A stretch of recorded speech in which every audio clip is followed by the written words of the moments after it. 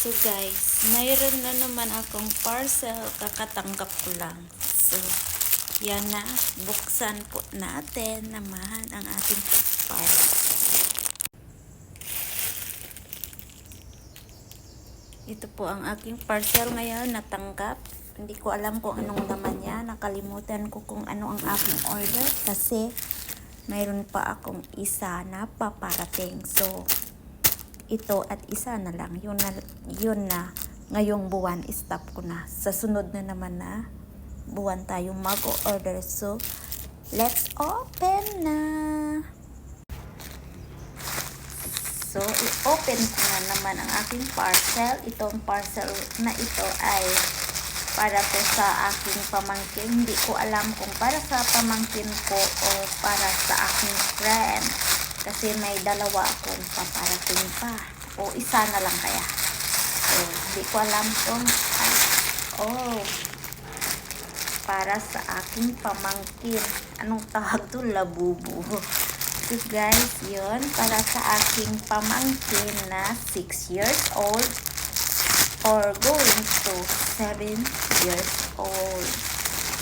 So yan na ang aking parcel para sa aking pamangkin na. Oy, ang ganda. So, para sa 6 years old. Pag sa camera, malaki. Pero sa totoo lang, hindi. Tamang-tama lang sa 6 years old or 7 years old. So, ang ganda. Ganda, guys. Ang ganda. Ganda talaga. Maganda pa sa akin. Joke lang. Yan, guys. Ang ganda. So, ang size na is 120. Hindi ko alam kung saan to galing. Sa TikTok shop. Hey! Come back! Shh! Don't go there.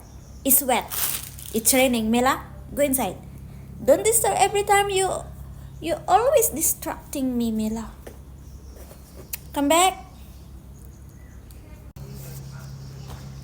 So guys, yun na ang ating mga pasalubong sa aking mga pamangkin na maliit at sa grandson at sa granddaughter. Makati yung ulo ko. So, mayroon pa ako isang grandson at isang granddaughter.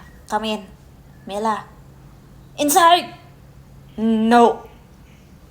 You always distracting me, Mila. So,